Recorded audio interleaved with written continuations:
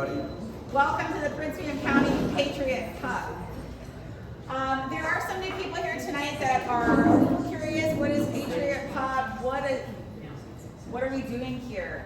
Basically, a lot of you may have started to see Loudoun County kind of getting all over the national news for preserving their liberties with the education system, and they started to form underground with parents and concerned citizens meeting and trying to figure out what they're going to do about it. Basically, there's times when you come up against some terrible things going on in our society and you can decide to sit back and talk about it on Facebook or fight.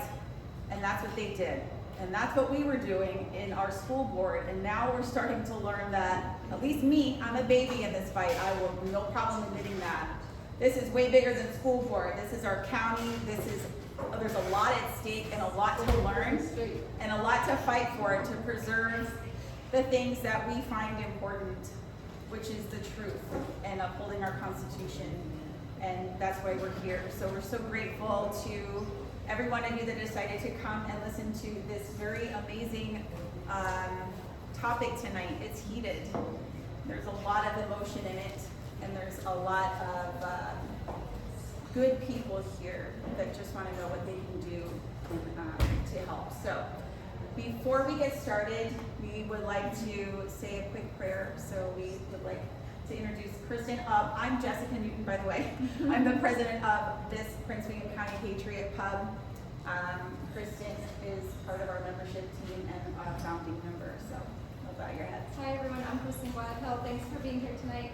Let's pray before we break bread and hear this message. So, dear Heavenly Father, thank you so much for joining these wonderful people in our community.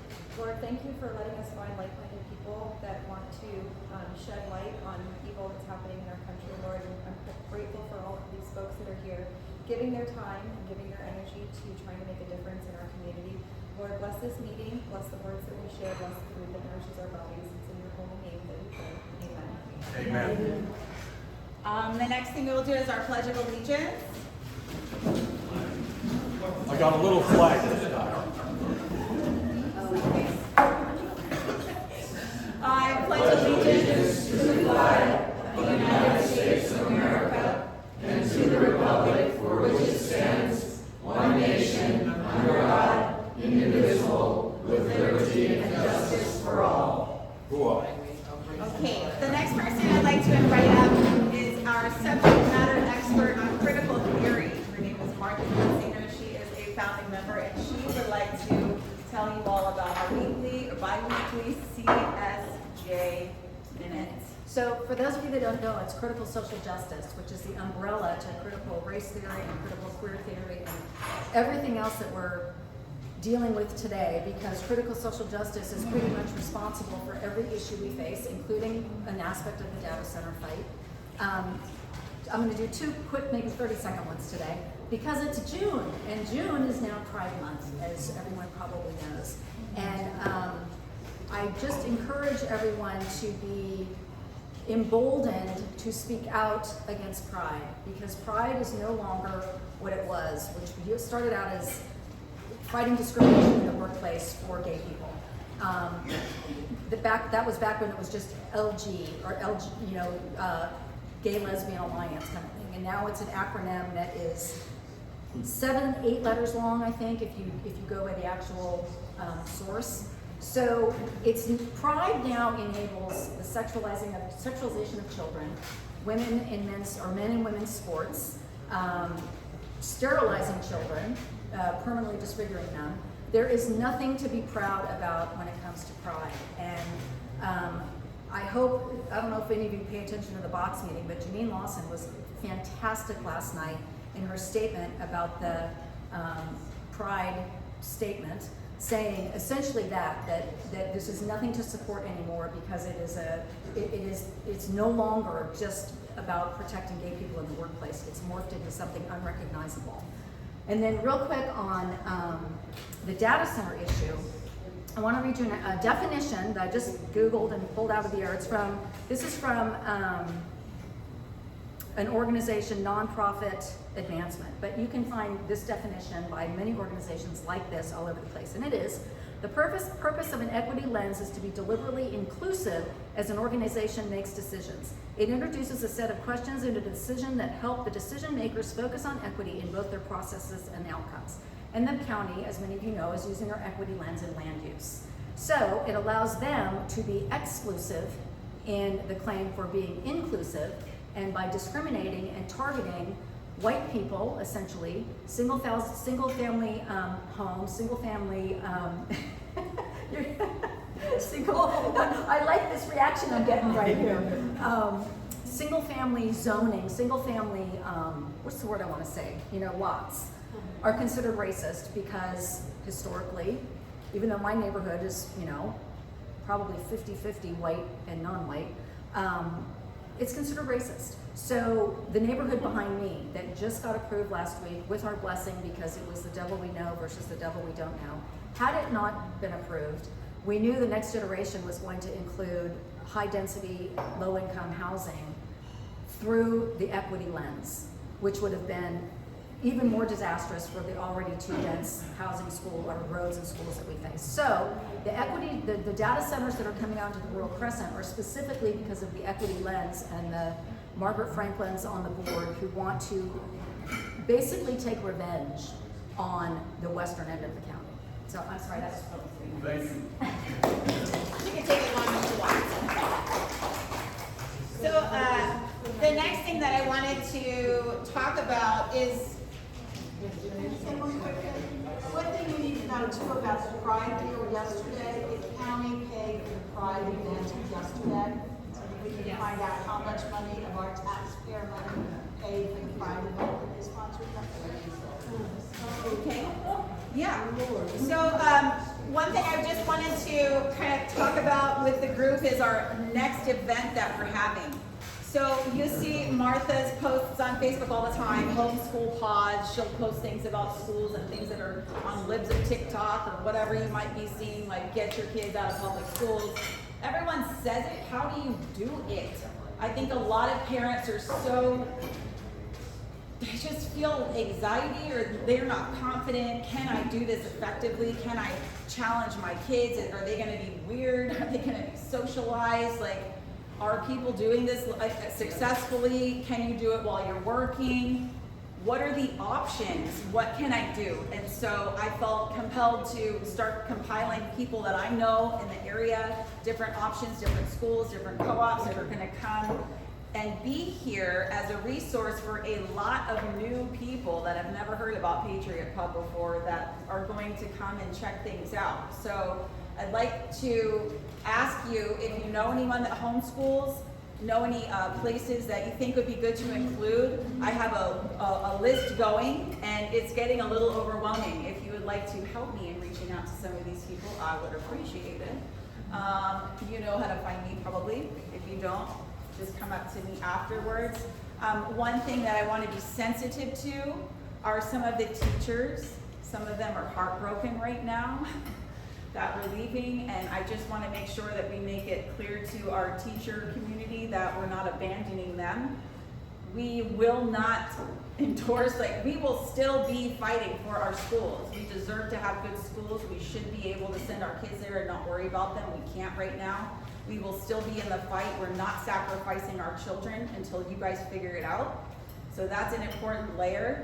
The next segue into this is a lot of us met at school board meetings, and that's where we started figuring out that we need to be activists. And the more I get into learning about what's going on locally, the more I understand that we need to be very involved in the Board of County Supervisors. I don't know what's going on. And maybe you can't make Wednesday nights. Did you know you could do things virtually at the Board of County Supervisors meeting? Can you spare an hour to talk? Can you get involved there too? So we're also working to pull all these excited people that want to flip the school board into maybe there's too many people in your district. Maybe you can think about going on the Board of County Supervisors. How do we flip this entire county? Because it's a bigger fight than the schools. So stay tuned for that and invite lots of friends. With that, I would like to turn this over to, I don't know who's first. Okay. Jeff? Yeah, so what we'll do is, we're gonna give you about a 10-minute presentation on the case for data centers. Oh, 4 data centers. Yeah, okay. Got And, the committee of 100 did it. Wait a minute, no. There can be good. the committee of 100 did an event. Bob Weir was on it, and several other people arguing the case for and against. So I can pull that up, and I'm just gonna show you about 10 minutes of the guy that made the case. He's making the case as the developer. He's the evil developer. And he admits that.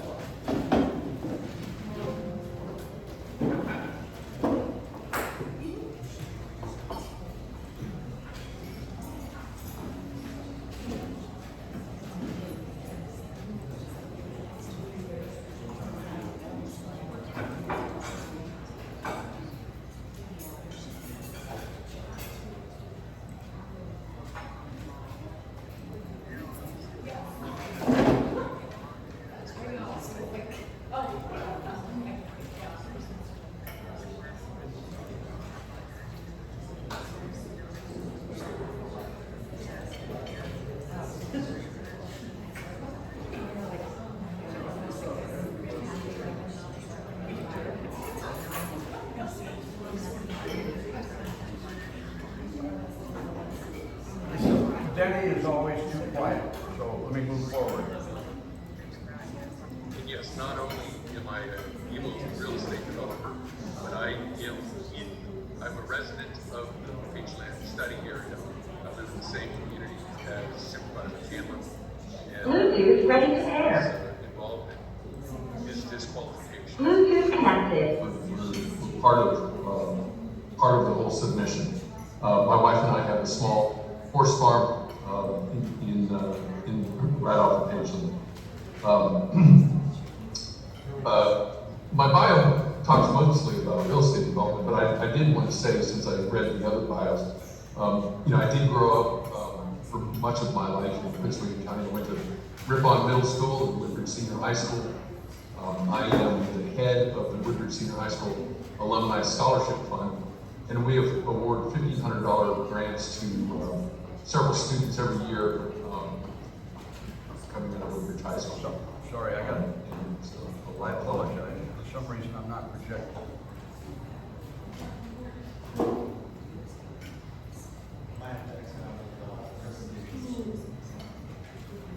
There we go. There you go.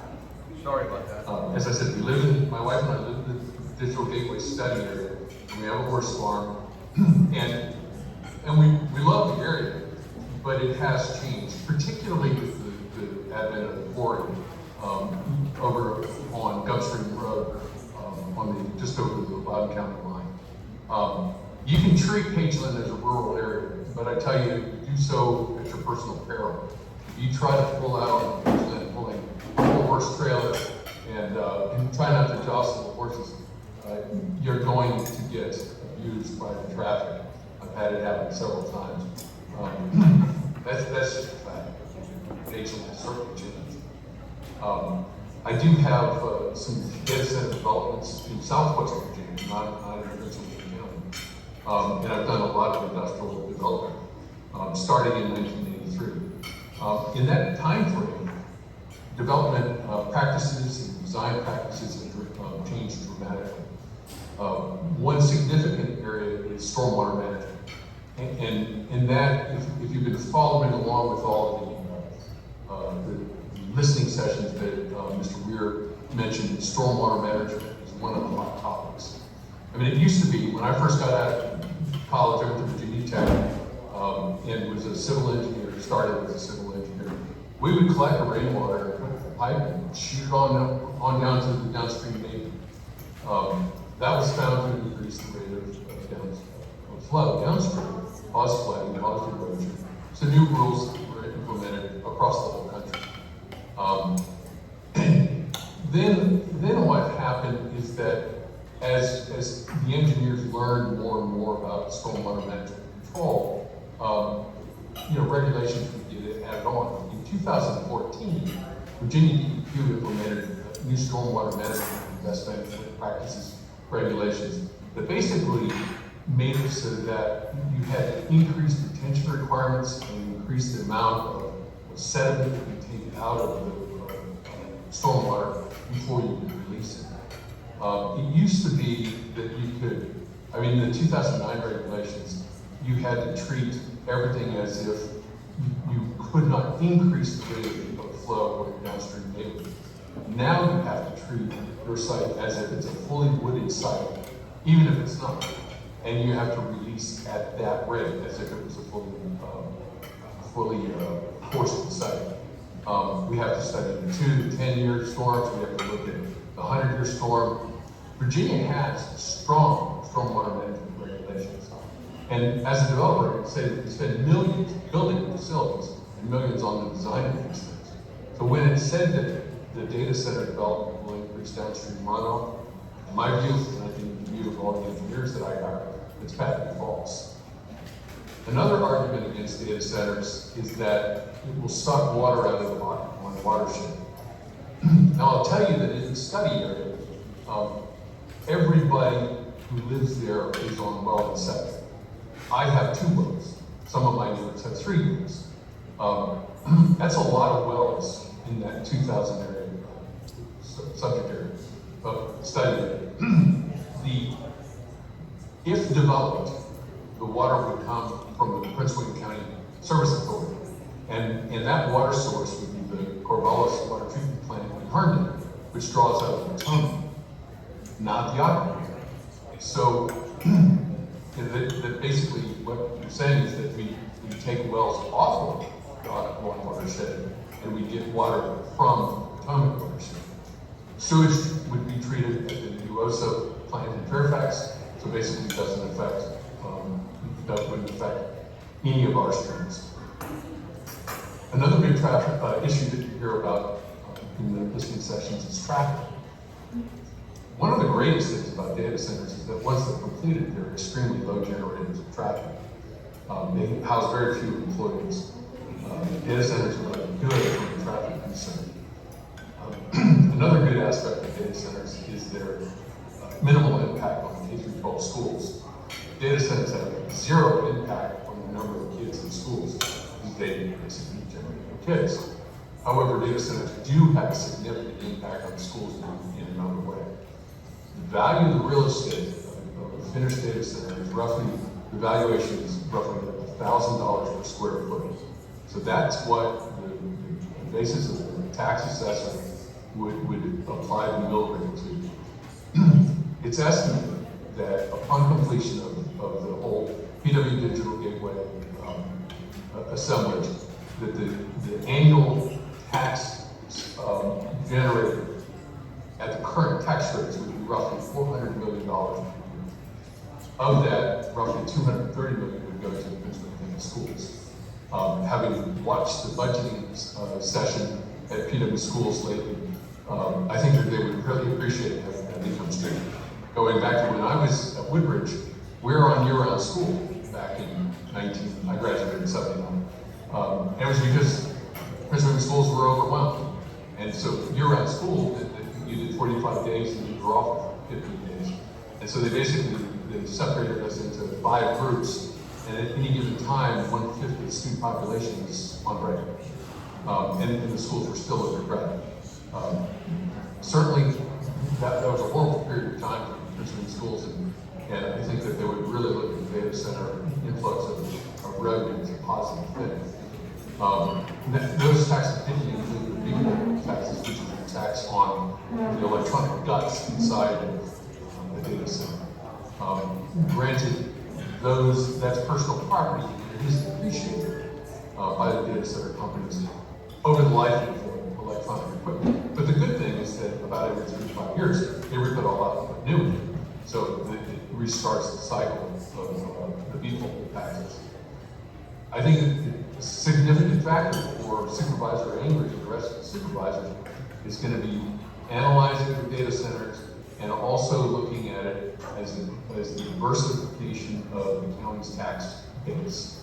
Data centers, in my view, are the best available tools for generating taxes without impacting traffic, schools, and certainly many aspects of the environment. Keep in mind, the study area is virtually all land and cultivation.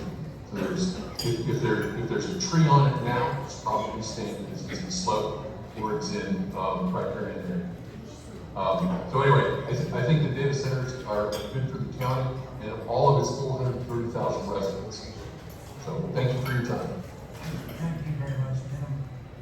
Cynthia, do we have, we're going to be after Mr. Russell.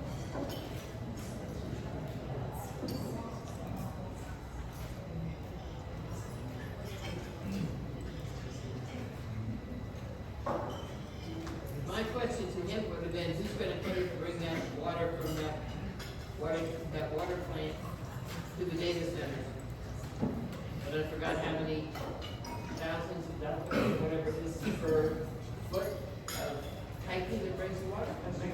So, I was just thinking, I feel like there's gonna be a lot of debate back and forth and a lot of questions that people have, and I love it and I want it. Let's let these people get through their presentations, and then at the end, have an open discussion for anybody that presented and questions that we can ask each person. Does that sound fair? Okay, so next we'd like to invite Carl Breton up. He is an activist for preserving the Rural Crescent and data centers. I'd like to hear what he has to say. Thank you, Carl.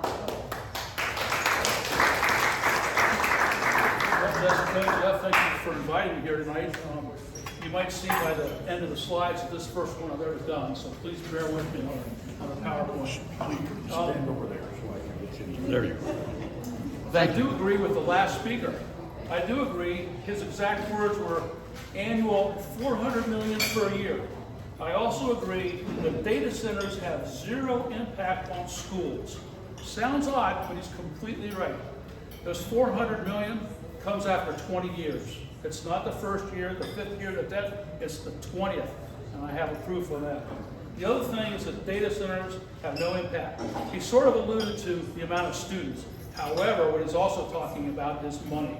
This year, the Board of Supervisors voted on a, Janine might be able to help me with the exact thing, but it's 28% of the total budget of schools. It has nothing to do with the amount of kids or anything else. The amount of money for the total budget for the county, 20% or 28% of that goes to schools. If it's multiple millions, that's what it is. That's just the amount they get. So Jeff, if you don't mind, we'll start. Sorry? It's $1 billion, over $1 billion is going to school. Their budget's over $1 billion.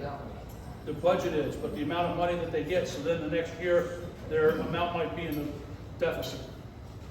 Carl, can I interrupt you? Sure. Could I introduce Gene Lawson?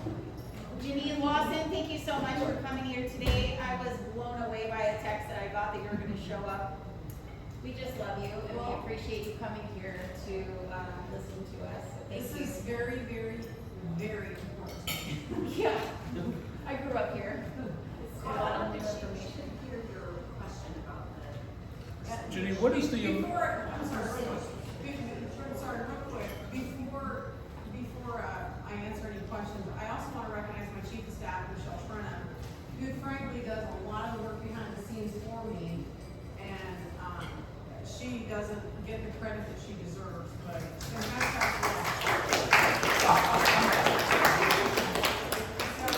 as I told Mia, she's the one who told me about tonight, and I said, let's go. All right. Percentage that the schools get. For revenue, Budget. 57.23% Of your real estate taxes.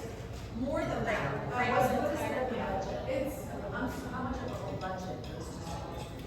so, well, that's kind of a complex question because we also have like the landfill is a different type of budget. So just say that of the general fund tax dollars, it's 57.23%. You pay a fire levy on top of your real estate taxes. They don't get any of that because that is specific to fire and rescue services. I don't want to get into the complications of tax revenue streams, but generally speaking, 57.23%. No questions asked, that's what they did. Well, we ask questions, but we don't answer. So you can see I was wrong on the percentage. It's 57 instead of 27. Yeah. So next. Oh, so I'm going to approach this as most of you don't know anything about what's going on about data centers. So we'll start with this. The Rural Crescent is a very large area in Prince William County. Everything in green is the Rural Crescent. Jeff, a little bit of a definition of what the Rural Crescent is. Bottom line, it's an area where I'm not going to read it all, but there's an area where it's kind of limited to septics and well waters. There's lower infrastructure costs, and so it's more of an, quote, rural area. The boundaries have been soft over the many years that it's been developed. I think it was in 1998. So within that is the data center opportunity zone overlay district. It's a lot of acronyms, but you see it within all of Prince William County. It's the blue area. So lately, what's this area right up here? I brought the knife up here just to show you a little more.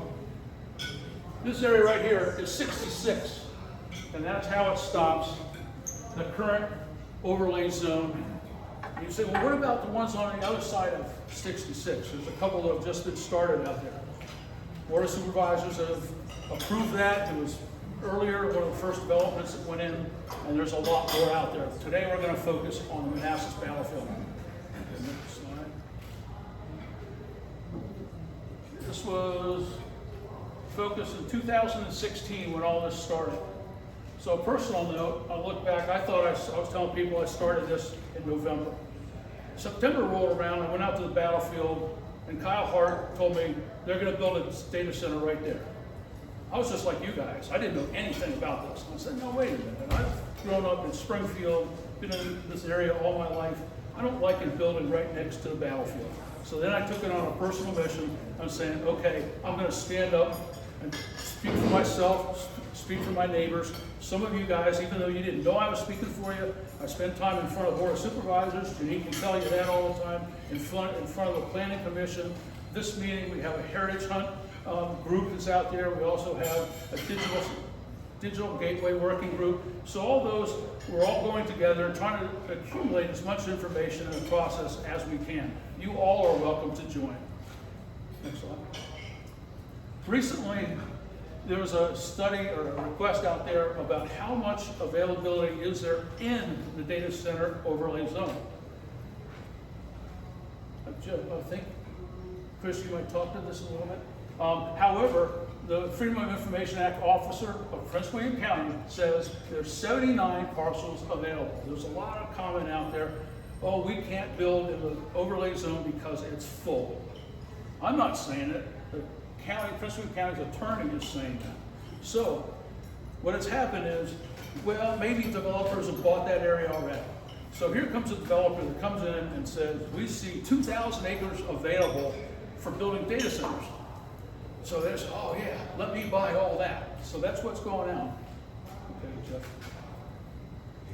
So this area right here, my knife again, just to help you all out. This is Sudley Road up here at the top. This is 29, and this is 66. This is Page and Lane. And on top of that is Sanders Lane. Also, please note that little jog right there. That little jog is what the quote highway, Bi-County Parkway, Outer Beltway, 66 extended, north-south extension is all about. Because in that road from Sanders Lane, if you go up north further, that is where Dulles Airport is. So as that comes through, this is Page and Lane. Right now, there's no bridge right there, but there's that intersection that you go around. This is the Prince William County Parkway. If this is connected to the Prince William County Parkway, how far does the Prince William County Parkway go? It goes to I-95. So that's the idea of the Outer Beltway. It's going to connect from 95 up through Woodbridge, that area, all the way up here to Dulles Airport. You can imagine the amount of trucks and everybody else using that road. Okay, Jim. On the map, this is the long-range map. This is dated March 22nd. This is the part of the 2040, which is 20 years from now. There's a section in there that's colored, the Prince William Digital Gateway. It has not been approved yet. Why would you create a map without it being approved yet? So you can see, we're already going towards, it's in the plan. We're trying to still keep that out. You heard earlier, the gentleman was saying, it's not rural. What he also said is, I cannot get my tractors onto the road, which means Pageland Road. Is the area rural though? Yes, I mean, not only, look at the picture. This is all the area, well, I can, so we're, yeah, I mean, he's just trying to get on the road. Manassas National Battlefield Park. I was standing in, I can't remember exactly where it is, but right around in this area. You can stand there, you'll see in a minute. I took a picture, and that's where the data centers are going to be built. It's going to be not just on this side, it's going to be on both sides of Pageland Lane. Now this is a little reverse angle. 29 is up at the north, and this, so it's coming away from 66, and this is going up towards Dulles Airport. A lot of words, not going to read it. Big thing in bold letters. Currently it's agricultural. The zoning, trying to change that technology flex where essentially they can put in data centers and a lot of other buildings, and that's located right there along Pageland Lane. Oh, as a precursor, all these words. If any of you are interested in these slides, I can send them out to you so you can get all this information.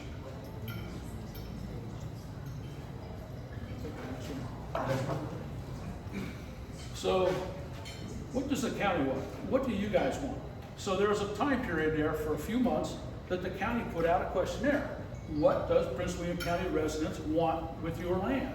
We saw the big area there. From that, the county initiated a study, and 70% of the people that responded said that they want to protect rural area.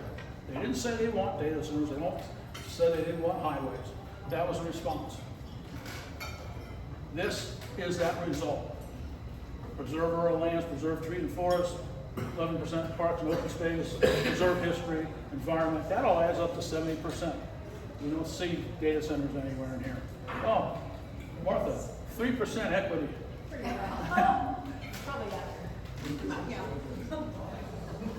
So the top picture is the one I stood there.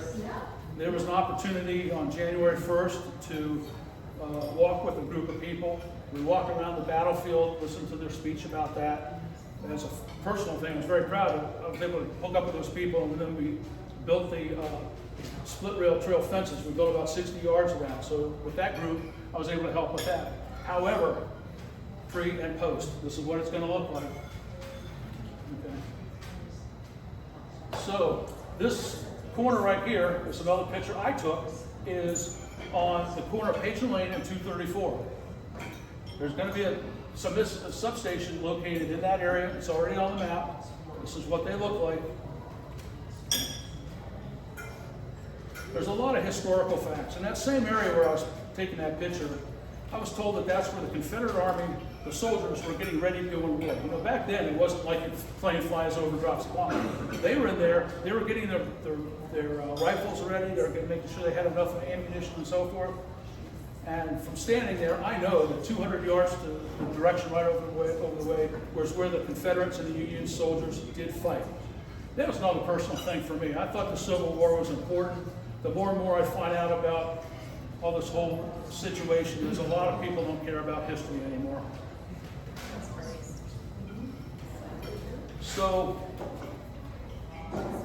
as we mentioned, the person in the last speaker mentioned that we should do a comprehensive research into all the different issues on when something comes up.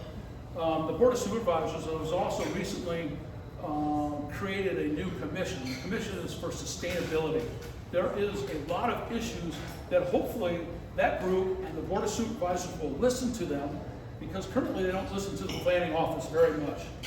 And so we need to turn that around to where there's an actual listening session going on for the reports. This is put out by the National Parks and Conservation Association that has a couple of million people involved and associated with national parks. Okay, Joe. So, we talked about some other things, history and so forth. What about the power? There's a lot of data center power, water needed. There's a lot of communication back and forth. Oh, we're going to do vegetable oil in our coolers on the top of the building, so you won't need as much water. They still need power. So Do we know how many buildings are gonna be put on that Pageland Lane area? No, we don't. We can guess and assume there are, but we don't know. And the people that are gonna own that, they can say, yeah, we know how many, but they don't really have the land yet. So they don't know what they're gonna build. So they can't present that to Dominion Energy. And then they say, hey, all right, you got Giuseppe's, how much energy is gonna go for these? Well, for the data centers, how much is gonna go for the data centers? So we don't know what the transmission lines are gonna look like. The picture on the left is the one that's currently there. The picture on the right and left is a combination of what might be needed. So right there at Bronner Farm, this is how wide. And the communication from the Pageland Lane landowners is the power lines there are already there. If you look at the bottom line, each one of these lower triangle points, there's already a line there. It's already full. You can't put more water through a water line if it's only so big. You can't put more electricity through these lines if they're already full. This is just another view right there, close to Bronner Farm, and you'll see different pictures, but the same thing. You look up and down 66. Now you might not realize about all the data centers that are going to go in Haymarket. Show of hands if someone's, you know where Haymarket is. Obviously we're right here. Right down the street, Giuseppe's, let's say the main road, I think main road is right down there. You know the old house down there at Cat Harpin Road. There's going to be a data center on the far side, so it's going to go all the way to 66, data center complex. There's going to be another data center complex on this side of Cat Harpin Road. It's going to wrap around Pace West, well, next to Pace West School, wrap around the firehouse, and then on the other side. We've not voted on that. Okay, great. No, that was already approved. This is the one next to Pace West. Yeah, that's what I was talking about. So that one hasn't been, it's in the plans. The one across the street. Thankfully, it looks like it's dead. Thankfully, Kenny voting appears to not support it. God, I live right there. The one next to the school environmental center. Yes.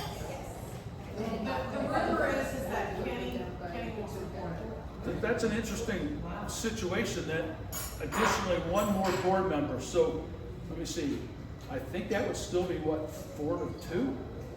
What would be the number, 3-3? I'm sorry, what are you asking? Well, if Kenny votes against it, what are the numbers? We would think Well, I mean, 2.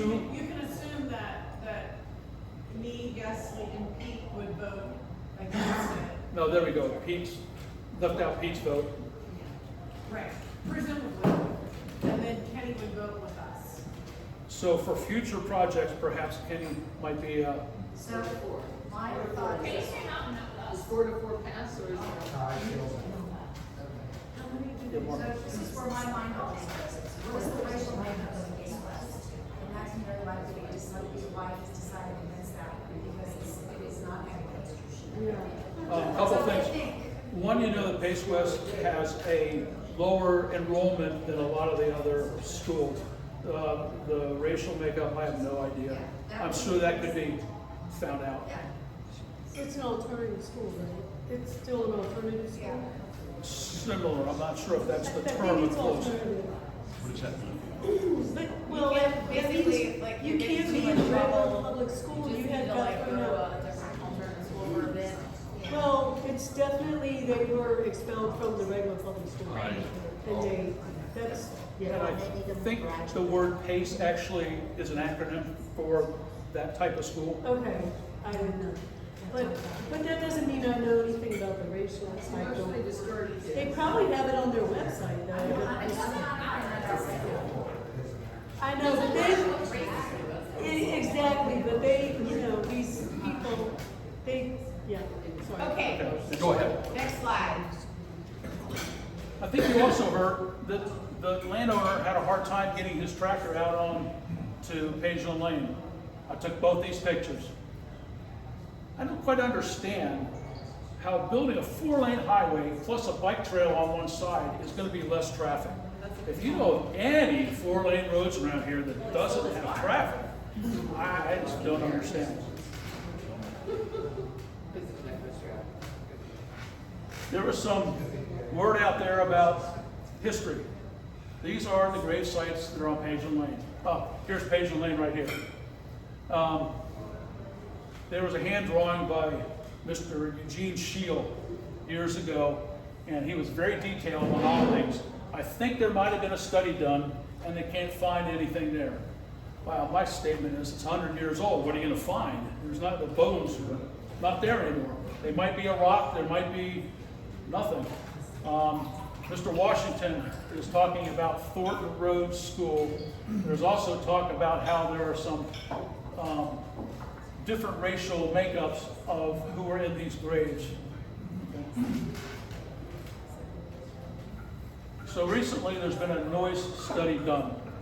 You can kind of see part of the problem here is 74 decibels. If you're not familiar with noise, this is kind of a list, but keep that in mind. Hearing damage begins. Okay, next slide.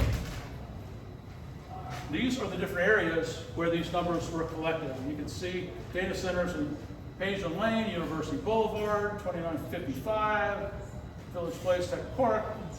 So this is just kind of saying the size that's out there, the status where we currently are, and when the operational dates are. Once again, 74 decibels. Okay, next slide. The study was taken right now. It's just completed a couple weeks ago by one of the people that's working with us. 2022, Page and Lane in blue right up in the middle. Look down here on 66, 70 decibels. Once again, hearing problem becomes at 74. Conway Robinson State Park, Manassas Battlefield. So that's currently. All right, next slide. Projected 2029. You can see it's starting to grow in blue over here. It's starting to get a little higher. Manassas Battlefield. 66 is still a problem. Next slide. Let's go out a few more years. 2040. How far is that? That's not too far. 10 years from now. Look at where the digital gateway is. Over 70 decibels. We still have the problem here with 70 decibels. The noise everywhere in this area is not going to be good. Okay. I know you can see this. I'm sure everybody is really good with numbers. You heard the guy earlier. He said 400 million projected build out per year. Look where this is, 400 million per year. Look at what year it is, 19, no, sorry, 20, whatever, 19 or 20. It does not happen any of the first 10 years because they have to be built. They don't start getting money from these data centers until the peripherals, the actual servers, are starting to be taxed. And what kind of peripherals are those? You know, we have a lot of three-letter acronym businesses in this governmental area.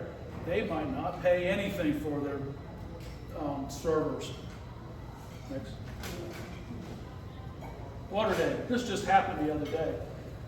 We weren't really happy with the way some of the agencies were actually stating our case.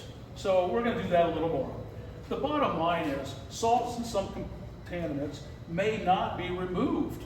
They might be what you drink in the future. So I guess everybody's going to go to bottled water. This should be protected and should have a water study for specifics for the Occoquan Reservoir and its tributaries. Next. This is all part of it. Department of Environmental Quality, generally known as DEQ. Sodium concentrations, salinity, same type of thing. Potassium. The Occoquan is drinking water for 1 million people. Fairfax County, Fort Belvoir included. I'm not sure if you know quite what floor area ratio is. It's the amount of building that goes on in a certain area. So right now, the FAR for the data center on Page and Lane is at 0.30. Look at what this is. At 0.3 across the 2,100 acres, it's 26 million square feet of data centers. Part of the opponents are trying to go for a 0.6 floor area ratio. That's 52 million square feet. That is 0.6 of 1.0. Oh, sorry. Maybe I didn't include that. But anyway, 52 million square feet. How big is that? That's like 4 pentagons. You know the Pentagon area? You left out the let's be pigs, not hogs. Sorry, I couldn't hear you. You left out the let's be pigs, not hogs. I left out some things. You know, can you read that very well? You can read the headline. Look at what it means, though. These are all the groups that are against it. It's, you don't really need to read it, but the idea is there. And I've asked the Page and Lane group, they don't come back. When I'm talking to Gene, when I'm talking out there in front of the Board of Supervisors, we don't hear how many groups that want to build the Page and Lane data centers right along Manassas Battlefield.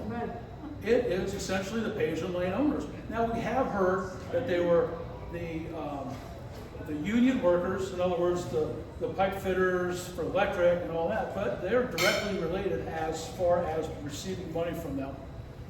Hey, you know, got Ken Burns, some of the big ones out here. Danica Rome kind of broke my mind, I don't know why. Yeah, we, over the course of time. It is a universally bad idea across party lines. Right. And here's a special one right here. Can you see this one? You better delete. Oh, we're always in Yes.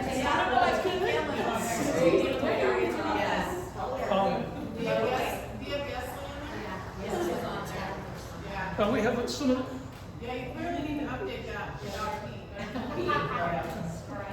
these are not just recent Phyllis Randolph supports. has come out against us? No, this is 4.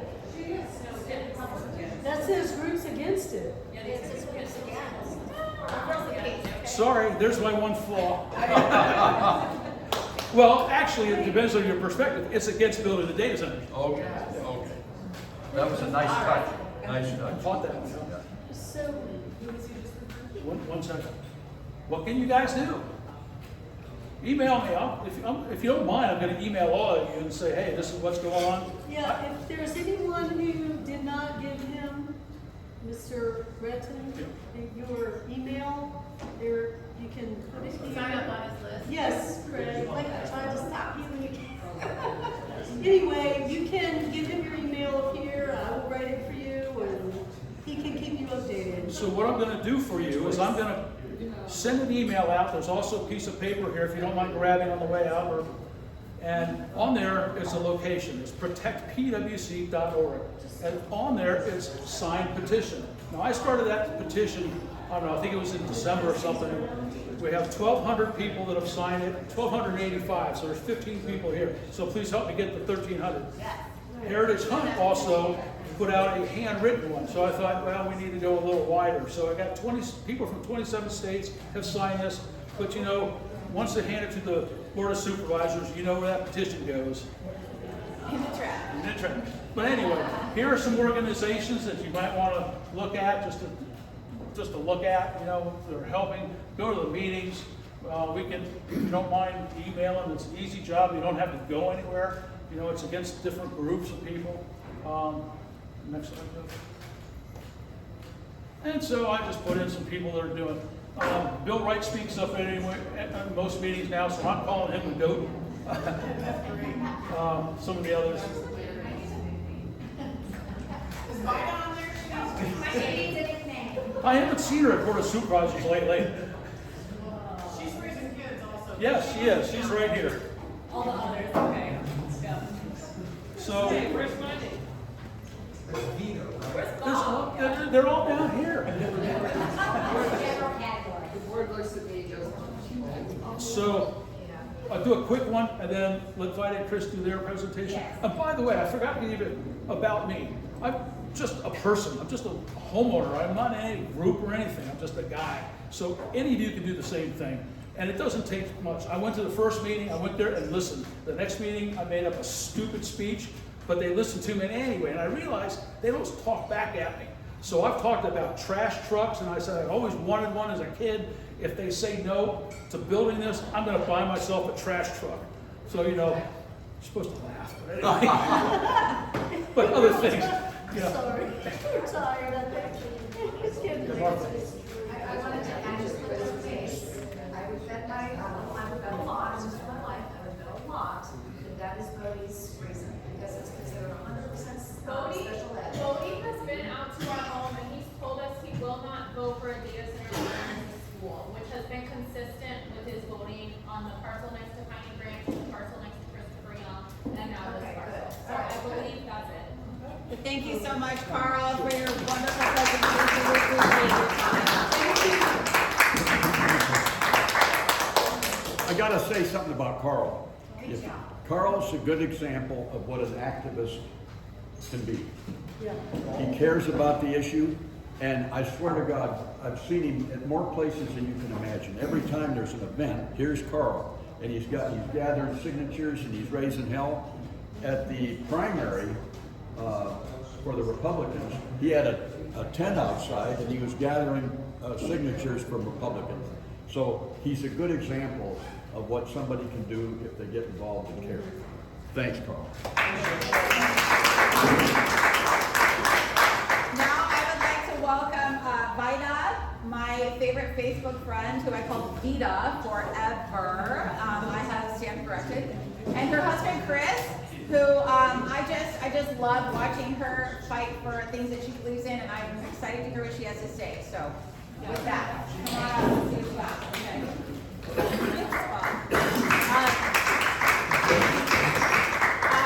Well, first off, thank you for inviting us, but I think it's a little ridiculous. We are speaking when we have Bob Weir and Michelle Trinum and Supervisor Lawson in the room, who are all super experts on this. We are just people who live in the Rural Crescent and lifelong conservatives. I think my parents stopped buying Chinese products when I was 12.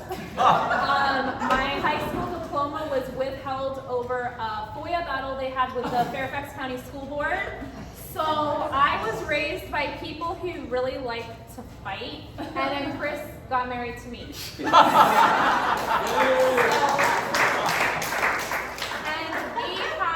We are really blessed to live in our beautiful home where we moved in 2019. Chris grew up in Manassas, and we've been here for almost 10 years, but 3 years ago we moved to the Rural Crescent, and we have the misfortune of having a property across the street from us in Nokesville being potentially reslated for a 300-acre data center campus. So that's how we got involved in this discussion. And the reason we now are deep in the discussion is because we just feel like there are way deeper issues. So next slide. Land use at its core is not a political issue. Conservatives can have differing views on land use. So we can all have differing opinions on the Rural Crescent, data centers, where they belong. Personally, I think it's common sense. Industrial buildings belong in industrial areas. Period. End of story. But the land use discussion in Prince William County has just become really politically charged, and as Martha mentioned, a tactic to promote a certain political agenda while also benefiting an elite few. So that's kind of where we felt like this discussion was appropriate for this group, even if we can all have differing views on land. Next slide. Okay, so where Carl got way into this, but basically the primary example I'm going to talk about is Pageland Lane, which is this 2,000-acre rezoning application where over 200 residents have applied to have all their homes and farmland reconverted for data. So there are other properties in the county, like the one near us or the ones in Haymarket, but this is the one I'm going to focus on because this is the one that has a super fancy website and is sort of guiding the tone for the conversation surrounding data centers in the county. So next slide. How big would the Prince William Digital Gateway be? Here are a bunch of things that are big. Here's the Prince William Digital Gateway. It's really big. Okay, next one. This is their website. This is primarily run by two larger landholders in the Pageland Lane area. One who has been working, she's developed out the Rural Crescent for years. So this is just directly, this is directly from their website. We deserve better schools, better parks, reduce residential tax burden for all residents, creating an opportunity zone out of an exclusionary zone. This is our golden opportunity to end economic segregation. Okay, next. Buzzwords. Yeah. Okay, so pay attention to the heavy emphasis on equity, economic segregation, and focus on how this will impact the minority community in Prince William County, specifically the eastern end. All the purple graphics I'm showing you are from the Prince William Digital Gateway website. so don't come at me for that. Okay, so these are all their justifications for to do this project. I lumped all these together because they are all related to tax revenue. Of course, data centers provide a ton of tax revenue. I mean, that's why the county wants them. That's why we should all want them in industrial compatible zones, not in the rural area. So, you know, they're saying it's gonna have all this money brought in. So, next slide. Carl showed you a little bit of this, but just to summarize, yeah, there is a lot of money associated with it, but it's based on full build out. The numbers have all been overinflated. Square footage is not a reliable driver evaluation. Next slide. Loudoun is a great example. Loudoun's had major deficits in their budget related to data centers because first off, some of the buildings have been sitting empty for longer than they anticipated, not having all the servers come in, which is the taxable equipment. And then secondly, some things are depreciating quicker than anticipated and not being replaced at the same rate. So you know, it's a new industry.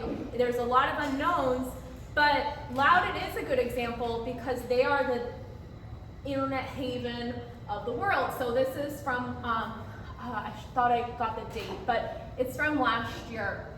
You know, this is one of their supervisors. We worked really hard to accurately predict our data center revenue and then use more of it, only to find ourselves now in the position where we ended up overestimating for reasons that are understandable.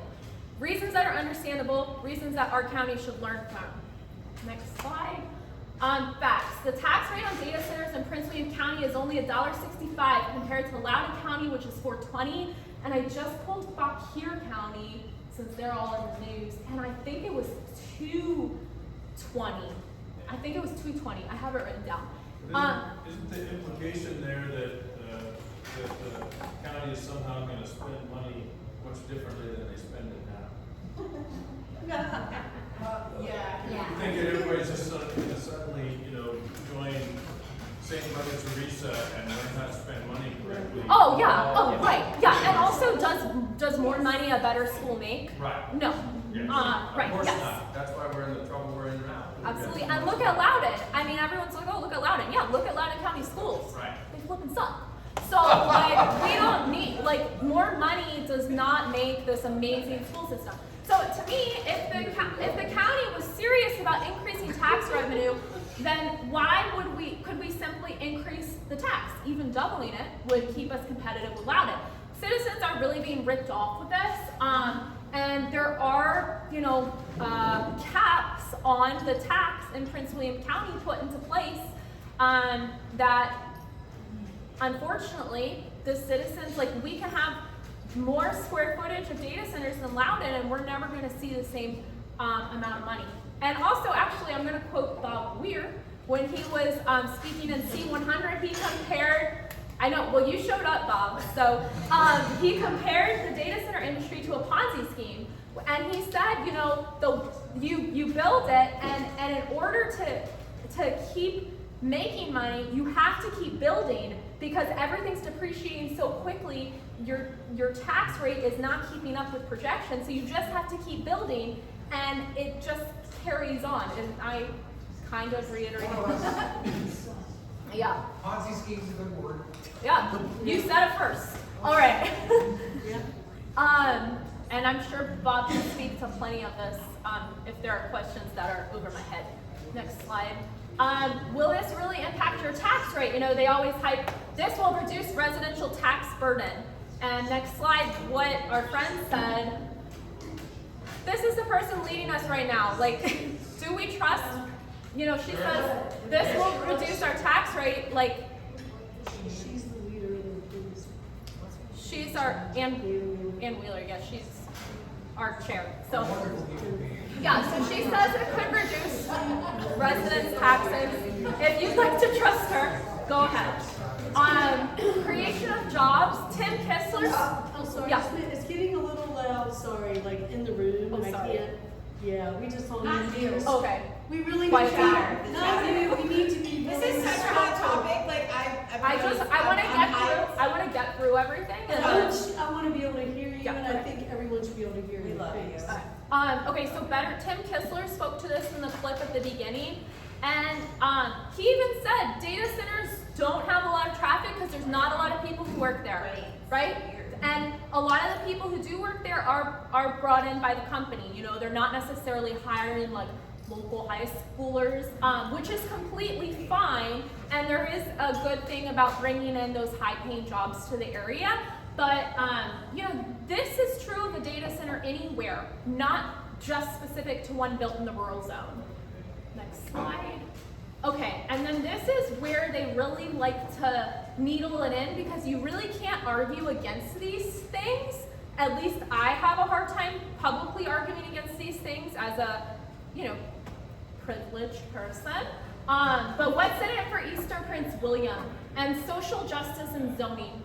They love the advocates of this policy, which let me just tell you right now are only people who live there, love to just say this is an exclusionary zone. The rural area is an exclusionary zone. And this opportunity to industrialize this rural space will make the county more equitable because it will bring in, oh, I wanted to talk about union jobs too, which is completely false.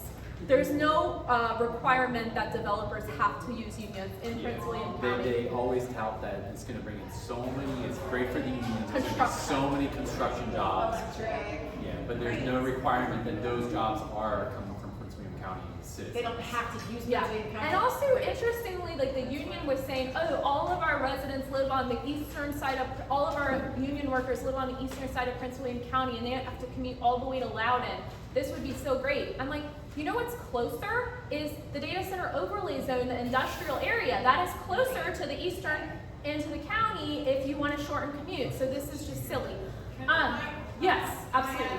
Yes. We as a board of supervisors absolutely have no authority to require the applicants, the data center developers, to ensure that there will be union jobs. There's no legal basis whatsoever. Their land use attorneys will absolutely stand at the podium and say, oh, this is gonna bring union jobs. But there's no guarantee, there's no assurance. It's just part of their BS. Yeah, I know that. Yeah. So, Virginia not a right to work state? It is a right to work state. It is, but these applicants and their land use attorneys know that the majority of the board, that they're trying to find, you know, anything to appeal to the 5 Democrats. Right. And it's part of their PR. Right. Oh yeah. So has anybody gone over to this data center that's under construction on University and knocked on the door and said to the guy that's in charge of it, can you explain to me how many union workers you have working here at this place? No, I haven't done that. I think maybe that's something I might want to do I mean, tomorrow. it's in the building of the data. Yeah. Not the operations day to day. Well, I mean, union workers don't have to live in the county either. Yeah. Aren't they talking about the construction, the people who are building it? Correct. Exactly. Yeah, but then yeah. Anyway. Okay, so yeah, I mean, it's just you know, the Pageland Autobahn is full of truck and commuter traffic, and somehow this is exclusionary, and this is a social justice issue.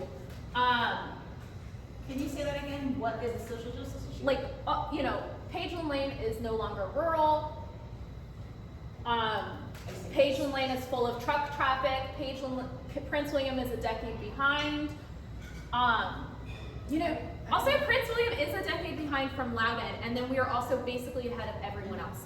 So they're saying it's exclusionary. Yeah. Because rural areas are And traditionally exclusionary to people of color because of the price. Now that's in itself a racist statement, in my opinion, that they're, you know. Right? Yeah, also. And then that's where the zoning issue comes in, as they say is racist. So they're trying to correct that with the data center. Yeah, also a lot of these people have lived here for a long time, so if it's so racist, why did they live there? But something interesting that you said earlier about the Utterback development behind your home, you know, all of those homes are gonna be the same price, what, like $750 starting at? They're all the same price. Whereas when you look at the rural area, yeah, there are a lot of $1 million homes, but there are also a lot of older homes, smaller lots, more reasonable homes. There's more housing diversity in a way than a development, which is all the same price range. Just Yeah. as expensive out in Aqua. Yeah, they're, yeah. Right. Right. And it's something I can't argue against because I do live in an estate style home in the Rural Crescent and I'm young and I'm white. Okay, next slide.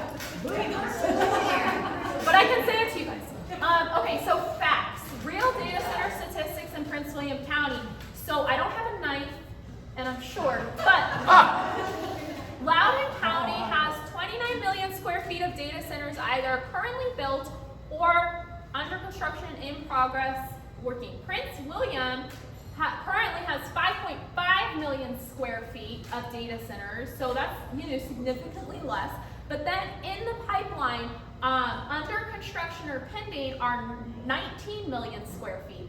So the total is 29.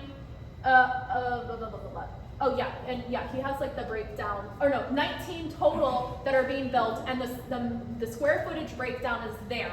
So it's variable because some of them are still being built and or still having the site plan approved. So the total is in Prince William, either currently built or mostly in progress, is 29 to 36 million square feet of data centers, which you can see is the same or greater than Loudoun County. So all of this saying how we're behind Loudoun County just isn't true. And that does not even include the Prince William Digital Gateway, which would nearly double that square footage by 27 million square feet. This is the one right near our house, the house farm. That would be 6 to 12 million square feet, which sounds like it's not gonna happen. And the Devlin Technology Park is another one coming up. That's right near Christopher Young Elementary. So if all of these were passed, you know, that's gonna more than double the square footage of data centers we have in this county. Which, again, data centers are not bad. Doubling square footage of data centers is not bad, but all of these are, well, 2 of them are in rural areas, and Devlin Technology Park is currently in a residential area. So none of these are in what I feel is compatible land for data centers. So is it really wise to be eliminating some of our land for this industry and really going all in on it? Source, Prince William County Digital Data Center Overlay, and this whole graphic is from Peter Carey at Prince William Times. Okay, so again, without a single data center, new data center pass, like from tonight, Prince William County will surpass Loudoun in data center square footage when all current construction is complete. So who knew that? I did not. Did not. Yeah. Next slide. Without a single new data center, Prince William County could double its tax revenue from the industry simply by changing its tax rate. Even doubling the tax rate, which is a huge jump from $1.65 to $3.30, you still would be significantly lower than Loudoun's $4.20. Next slide. Issues I'm not even addressing. The environmental impact on the local area. The impact on the Occoquan watershed, both in our county and Fairfax County. The impact to Manassas battlefield. The false dichotomous choice between high-density housing and data centers. Often what's being said in the rural area is, oh, we have to put in high-density housing. That's our only choice for this land. And the people on Pageland are saying, well, do you want high-density housing or do you want data centers? That is a false dichotomous choice. It does not have to be that way. They are presenting it to us like that, and Cherry and Wheeler is presenting it to us like that, like it is this choice of 2 evils. Why can't the zoning remain as is, or why can't we work out, why can't the planning office do its job to work out land solutions that will actually serve the needs of our county while minimizing impact to taxpayer and the environment? Unknown and rapidly changing industry. obsolete. Tucker is here, who works in the data center industry, so maybe he can speak to this, not to put you on the spot, but it is a rapidly changing industry. There's a lot of unknowns. Is it really wise for us to put 2,000 acres of rural space that's going to be permanently changed forever? Once these buildings are in, they cannot be reused for something else. Look how quickly the industry the whole internet has changed since 10 years ago, even in the past 2 years, look what's happened. Is this really wise? Can I just say something real quick about Tucker's employer? Oh, okay. I'll just make it quick. Tucker's employer, who I work very closely with, absolutely agrees with us that this is a wrong place to be. He's a great advocate of I'm so glad you're here. I saw you come in, I was like, oh, I know. yeah. Well, here we're gonna go. I'm glad Tucker's here because he's a great resource on that. There's so many questions that people have for somebody that sees the other side, so. Sorry, thanks not for to coming. put, I didn't say your employer. Okay, so there are plenty of other more compatible areas, including acreage in the data center overlay zone that they can be built there today, aside from the rural space. And then the precedent set, where does this stop? If any of you guys have been following this with any type of attention, you'll see that recently residents on Sanders Lane were meeting with Pete Canlon about doing the same thing, pulling their homes for an application and doing this on Sanders Lane. When does this stop? Sanders Lane, Cat Harpin, the Loudoun County border, Gum Springs.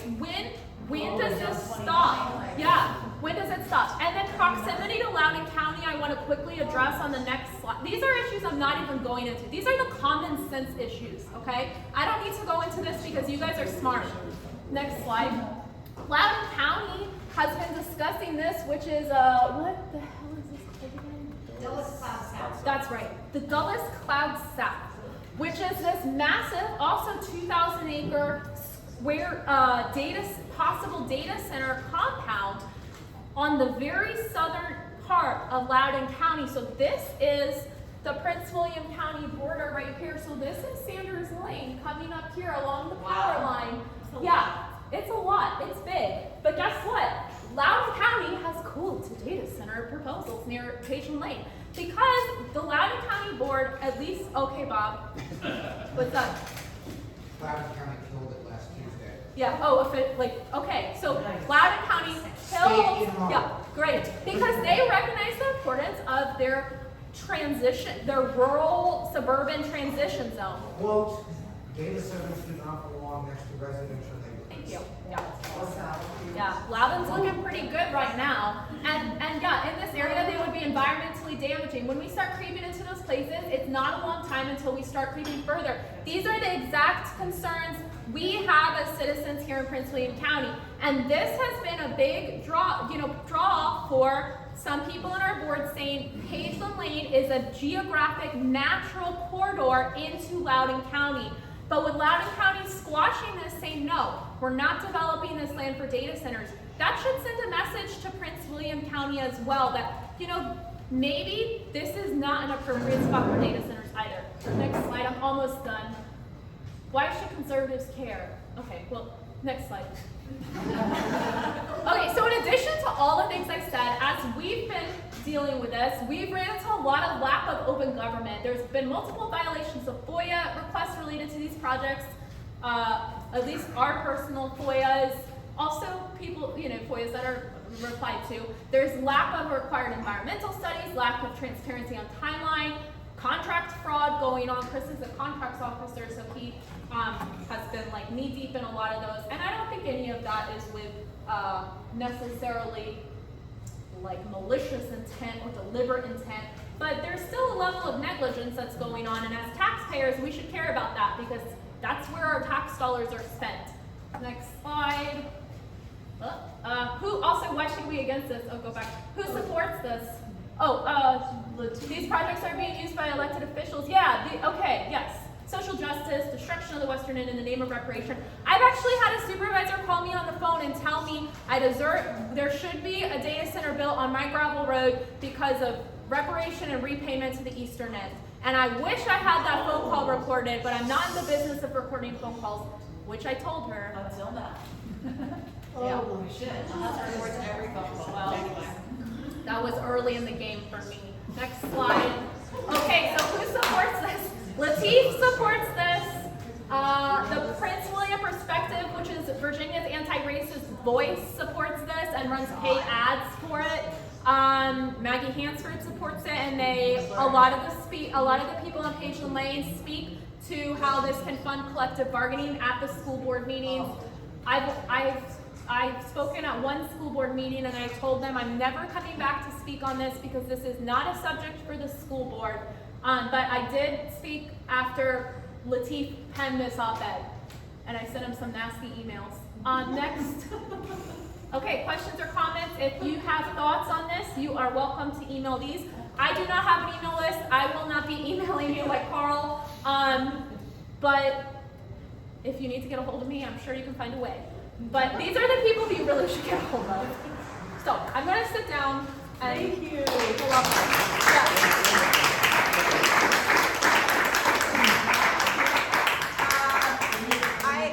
Can you tell us how you really feel about this? This is not, yeah, when I speak at the board meetings, I'm very slightly more censored, but just a little slightly. You're not. She's actually my favorite constituent. The first time I spoke, I got an email from her office saying, "Can you speak to me?" Because she's so good and she really irritates Anne. I appreciate Anne so much, she came out to our house and moved around the parcel with me. And Chris was just like, man, everything, it was like, she said one thing, you said the other, you just back and forth. She came to your house. That was literally, it was like Laura Ingalls. She really came here? Yeah, well, I've spoken and I've invited them, all the supervisors out, and I said, come out and see this crap, see the road I live on, see the hay that's baled on my street. It's You know, beautiful. we have livestock. This is not an appropriate area for a 300-acre data center campus, and if you drive down my street, you'll see that in 5 seconds. And so we've had Angry, Wheeler, and Bodie came out. So you think they're not gonna do it now, across from your house? Yeah, I don't think At least that. But we still care about the issues at hand. Yes, thank you. Carl would So like it kind of brings up a to make final a final statement. question, if you don't mind. So the one thing we don't have, I don't think any of our group has, is how do you change someone's opinion that they are completely for something and you want to change it against that same issue? If you all could help, if you have that knowledge and how to do that, because as you see, we're dealing with two. If we can get a couple supervisors to change their opinion, like you mentioned already that Bodie might have changed on one of the properties or reason why they would change, that would be appreciated from us, to us. So something that you can do, there was one person who asked me if they could attend this virtually, and you know how we feel about that. I don't know, it's spotty. But Jeff decided to record this, so we will have a video if we like it to share with you that you can send to some people if you want to show them kind of what we're talking about and why we're here. Did you have anything else? Because I want to start to facilitate a Q&A a little bit. So, okay, so Martha, first hand I saw. So question 4. A couple of questions that are all related. I know, I got some too. I wasn't clear, maybe I didn't hear, but is there anyone on Pageland that's fighting this? Any homeowner? I had a friend of mine that was. What do you mean by and fighting? Well, against the data centers. Yes. Are there? There's actually 2 people, because I went to the Board of County Supervisors meeting. Okay. As of when? He did say, so there was one person that called the planning department and spoke up and asked the planning department, is there anything in the works, or, you know, that I'm gonna be around before I move here? They said, nope, just 10 acres forever. And then it switched, and so he stood up and fought against it. He's like, I'm not budging. They're just basically a If principle. you need somebody who's for it, the first thing you do is you Google them and see if they live on Pageland Lane. Because I will tell you, 99.9% of the time, they live on Pageland Lane and they have a horse in this race to the tune of 5 years. A little idea. Or they're related. Okay, so what I'm not clear on, which will help in talking. Your conversation, sure. Where does it begin? Does it begin with the homeowner that's asking the developer and then approaching the county? And then why are with the friend that lives on Pageland Lane. I invited her here tonight because I was there talking to them and I felt in the conversation that they felt like they were stonewalled and they just had to sign it. And I was like, I think that the fight is over, right? Apparently they were fighting against this on Pageland Lane. That's not my question. My question They is- were, go ahead. So, number one, why isn't this thing in the overlay? Right. How did Pageland become an issue? They're Is it separate. homeowners? I see. So- I don't know. So if you look at the county planning office, they have 3 ongoing major projects right now, and Michelle and Janine can obviously speak to this, but they have the comp land use plan, which is the entire county, you know, how everything will be zoned, which is the elimination of the rural crescent zoning. Then they have the data center overlay zone, which is remapping where data centers can be put in by right, which that's what we've been trying to get a hold of for months, because it should be done. And then the third one is this Pageland Lane project. And so a lot of the concerns are, you know, what should have come first? Is the cart being put up in front of the horse? Yeah, Bob, go ahead. I think that actually answered to the question that you were asking. And the answer is this. It started off with 800 acres. It wasn't always 2,000 acres. It started off with 800 acres in 2, a region at the north end and a region at the south end of Pageland Lane. The region at the south end owned by Marianne Gadban principally and Kate Snyder, and the area at the north mostly owned by the Service State. And a couple of others. I'm getting to that. This is all on the east side of Pageland Lane, except for Kate Snyder's farm on the west. When they came in with this, they then started to threaten. For lack of a better term, to make it easy, they threatened their neighbors on Pageland. This is in the bag. This is coming. Yes. There's nothing you can do about it. We have a buyer. And the neighborhoods on Pageland, for lack of a better term, can. They started to did. talk about it. Now, there are some particularly reprehensible people on Pageland Lane, including Pete Canlon's next door neighbor, who you saw in the presentation earlier, Mr. Kistler. If you ever have spare time, Google Kistler, Howard University, Town Center, and court case and judgment. He's a developer. Yeah.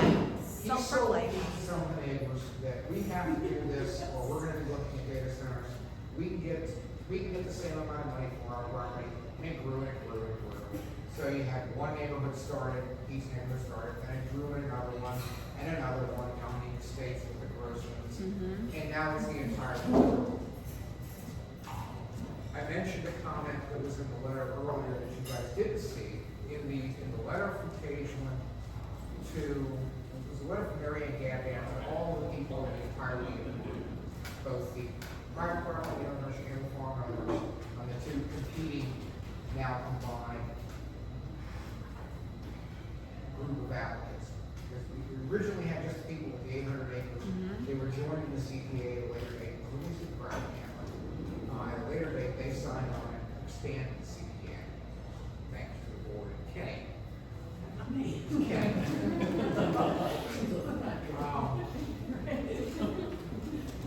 The people, Kistler included, and probably led by Kistler, got greedy. Marianne was smart, one thing. Much as I despise Marianne, she was very smart, one thing. She kept the FAR low. She kept it at 0.3. And it's a floor area ratio, how much land you can build per, how much square footage you can build. How out and up you go, how many square feet of building you can put on an acre. Right, Tucker? And Marianne was very smart. She kept it relatively low at 0.3. Kistler and company got greedy. And from my understanding, the data centers were offering them $900,000 per acre at 0.3 FAR. Both increase the amount of money if they increase the FAR in their CPA, which is their comprehensive plan. So now you have a division, and this is where this letter came out. Marianne wants to keep it at 0.3 because she sees that where she gets developed. Screw whatever else happens with the rest of the people, she gets hers.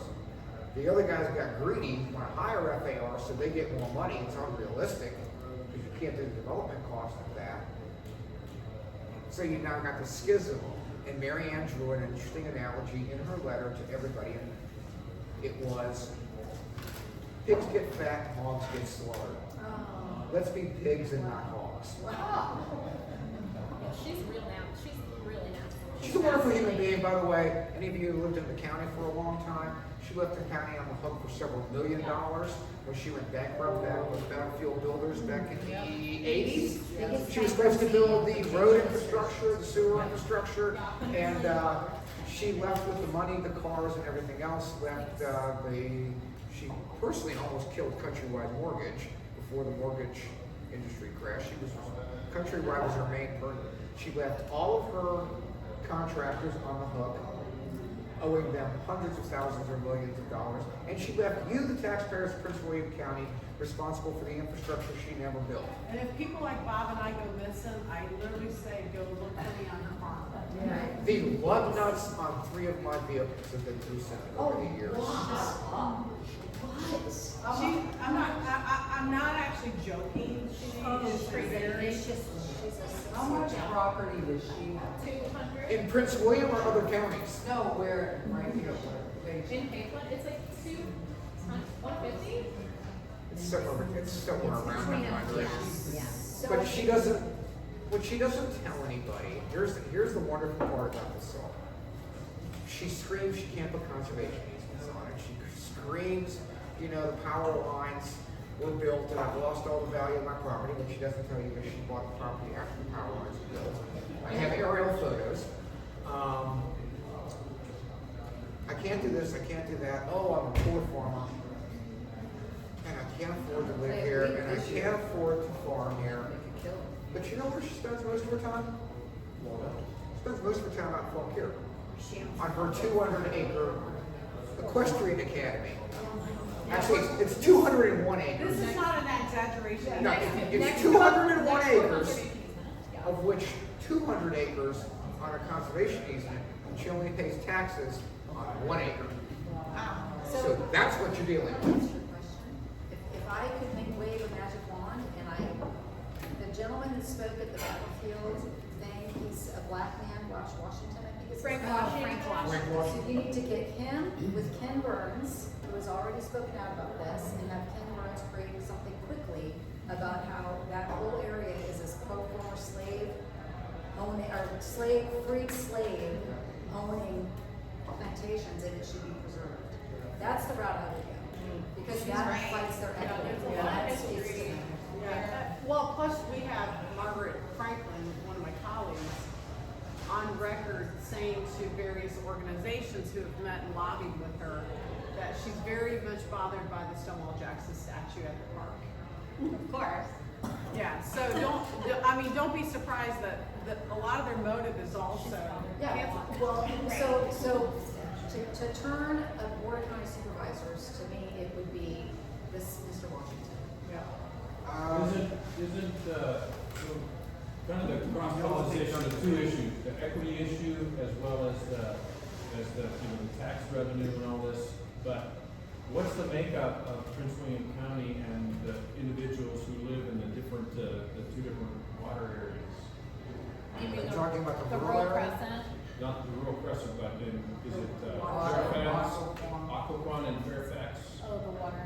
Yeah, who are the people that drink the water that live in those areas? Well, actually, What's the demographic Fairfax makeup of Water has said they've written and formally said they are against this project because if this Fairfax, goes through, Fairfax uses the Occoquan water. because it's an equity issue. If it goes through, people are That's gonna be- exactly because the eastern end of the county is what uses the Occoquan Reservoir for drinking, along with the eastern side of Fairfax County, which is where I grew up. Yeah, and except for some reason that no one wants to, because the reality is if the Democrats on the Board of County Supervisors cared about the environment and the watershed as much as they like to say they would, this project would never have even gotten past starting line.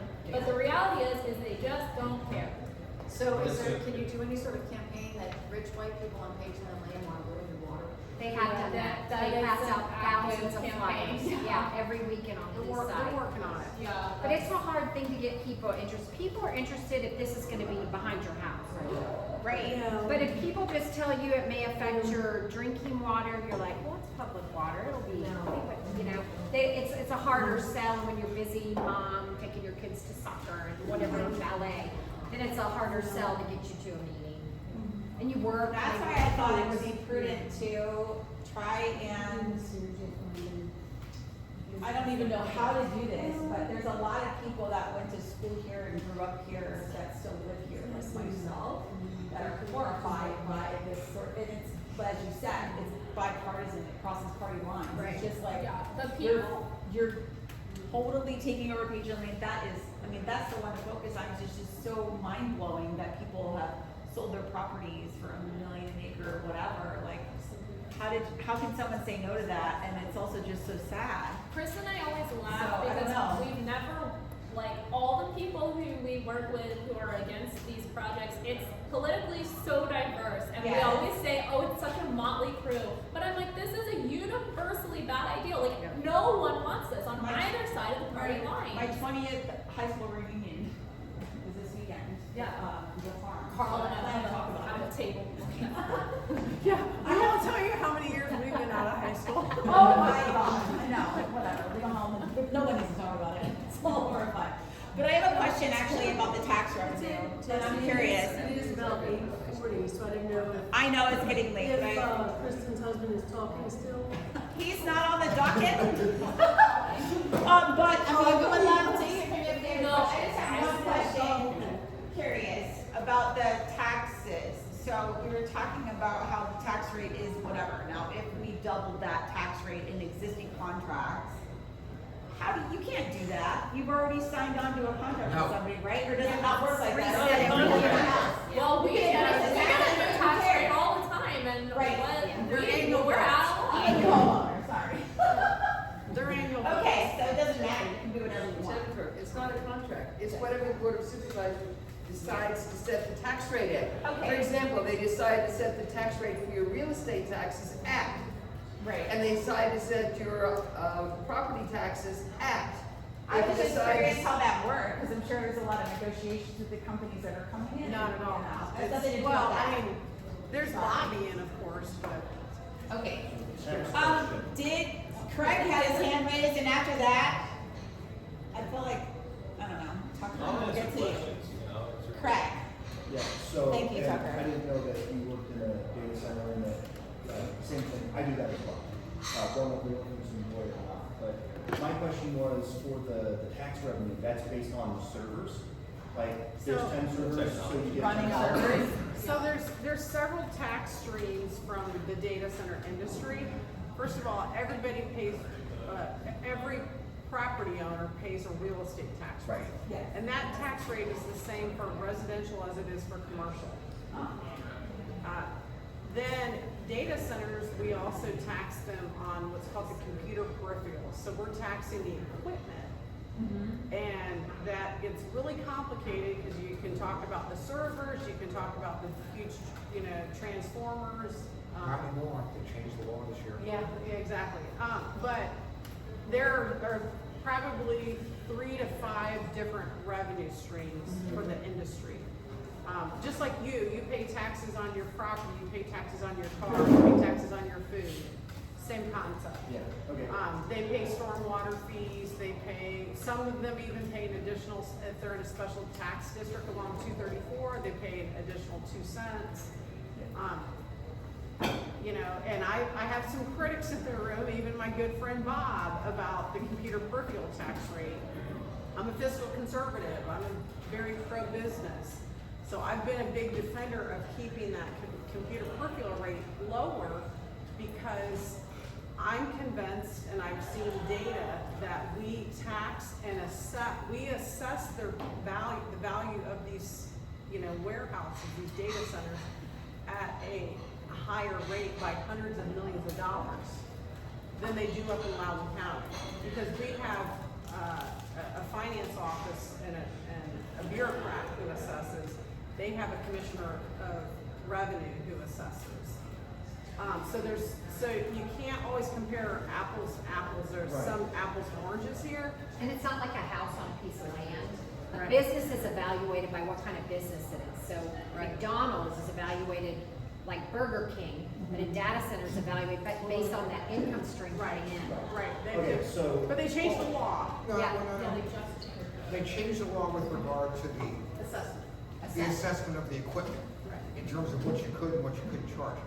Getting to the real estate side, however, Prince William County did something, and I told them not to do it, and their staff told them not to do it. There are 3 different models that you can use to assess commercial property. There's market value, there's something else, and then there's the income approach. What Prince William County's Finance Department stupidly did 3 years ago, 4 years ago, might even be 5 now, is when the Amazon was first built out in 55, they decided they would charge the existing data centers, they would set their real estate assessment based on market value of the land. But they'd use the income approach on Amazon. Now, if anybody in here believes that Amazon does not have some of the sharpest guys with little green visors that are doing their little bean counting in Seattle, and a whole cadre of attorneys with nothing better to do than come after Prince William County, you're wrong. Because I've met. So they decided to use the income approach on Amazon. But when Amazon came to the county, you can be certain that they knew to almost a penny what their tax burden was going to be. And the expectation was going to be that their real estate property tax based on Prince William County taxes at the time was going to be somewhere in the ballpark of $500,000 annually. Well, that's not what Prince William County did. They valued them based on Amazon's stock numbers, income numbers. And so the tax bill was not $500,000. It was several million. And they did that to every other new data center. You want to know what every one of those new data centers did? They went to the Board of Equalization. They said, it is not fair that you are taxing these data centers over here that have been in existence for a while based on this model, and you are taxing us based on this model. We want our taxes reduced. And the Board of Equalization knocked them off, in some cases up to 90%. I have the numbers.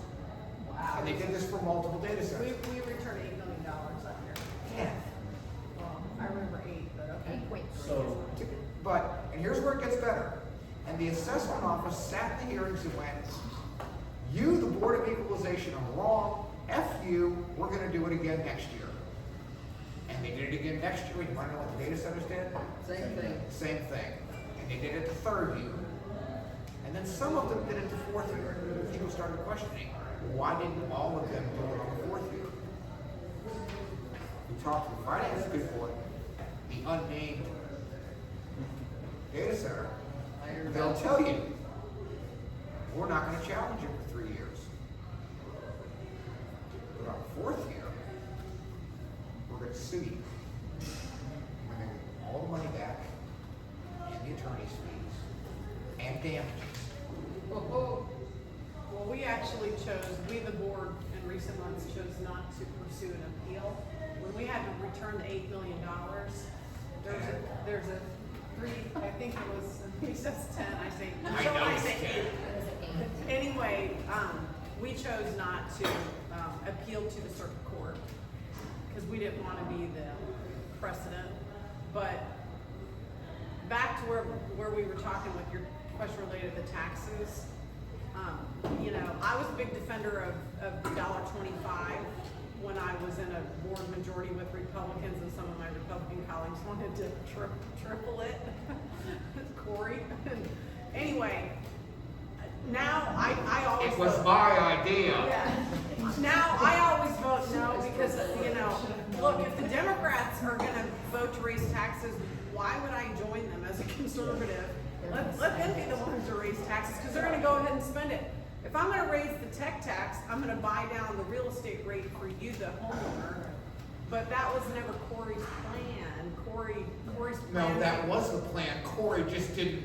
Corey, yeah. Anyway, Say we're, it. we're getting into the weeds for you, Yeah. but long story short, I'm more than fine if the Democrats on this board want to continue to phase up that computer peripheral tax to get closer to Loudon's, because what I have learned is the data centers are paying it because it's such a lucrative business, because we all live on these.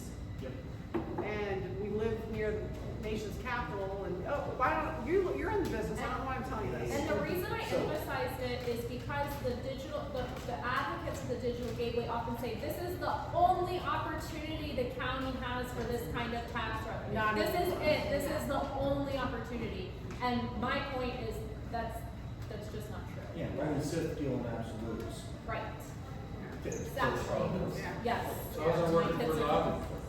Well, that's what I said. They had a $60 million budget deficit due to data center shortfall. Crack cocaine is crack cocaine. Right? And they're actually pulling, they're trying to divert it. They're saying we cannot have everything in data. They're changing the zoning on Route 7 as well to prevent, because right now a lot of things are by right data, and they're changing that to try to prevent it. So to me, when everyone says, look at Loudon, I'm like, yeah, let's frickin' look at Loudon and see what Loudon's doing. And also, Loudon geographically is different, but Loudon has done so far a good job of preserving the western beauty and the agro-tourism, all the wineries. Like, we have tourism with the battlefield. Like, why can't we be like Loudon and preserve our natural resources and our tourism base as well?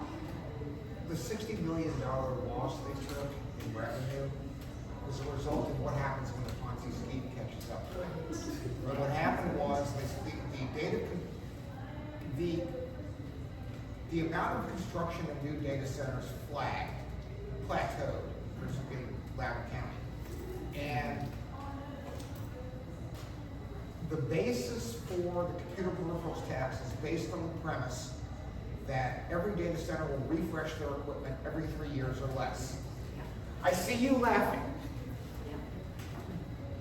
I have spoken to many industry people who run data centers, decommission data centers, and they will tell you, particularly as the economy goes south, that expecting a data center to refresh all of its equipment on a 3-year schedule is ridiculous. Especially during a pandemic. Especially during a pandemic. They're going to keep it together with stick, baling wire, duct tape. They're not replacing squat unless they have to. Just like cars. Like cars. Keep your old Bob, car. I feel like you are in it to win it for the rest of this conversation. You'll stay as late as ever. Tucker and Kristen actually have to go. And I'm sorry I interrupted you. I'll make one point and be done. Okay. The other point is, and I think you'll notice from being in the industry, what the state law and the tax code do not anticipate is that instead of changing the server, you change the chip. Right, that's where that tax. That's where the whole structure falls apart. Yes, density. If you just change the chip, you're not changing the peripheral. So you don't pay those. So your value of your peripheral doesn't change, and it continues to depreciate to zero. Well, to add to that, the technology tax is a losing battle because compute capacity has condensed. So you take what you could normally fit in a server rack, you can now condense that into half of that. So you're going to continue to lose. All this 400 You million. can take a server that's gone down to zero as far as taxable basis, just change the chip in it, make it like a brand new server, but not have to pay for Or it. if you have You gotta cloud change your platforms laws. in your data center, the benefit of the cloud platform is you can ping that data anywhere in the world, right? So if you have to remove capacity from your data center into another one in Germany to reduce your technology tax for that year, and then you bring it back in, there's ways around it. I wouldn't dump anything into the technology tax. I would focus strictly on real estate. Because the one thing that happened in Loudoun County, between $2 to $3 million an acre now for a data center property with data center infrastructure. That is, if you're looking at the same way, Janine, like you said, with commercial property versus residential or industrial properties, the tax is the same across the board, right? So if you're increasing that land value, The data centers are paying for that. As soon as they build that infrastructure on that property, we as residents benefit from that because then it funds the infrastructure. I would hope, as long as the politicians do what they're supposed to do to make sure that the money is being spent wisely. The one thing I will say, you're right, this is bigger than just data centers. It is a culture war. And there's no coincidences on this, right? And you're in the business, so you understand what the 5-9 rules, right?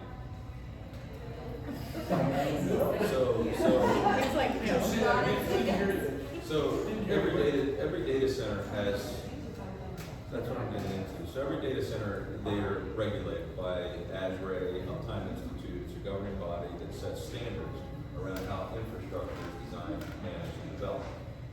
Every data center, I wouldn't say every, but there's tier 1 is the lowest, tier 2, tier 3, tier 4, tier 5 is under development.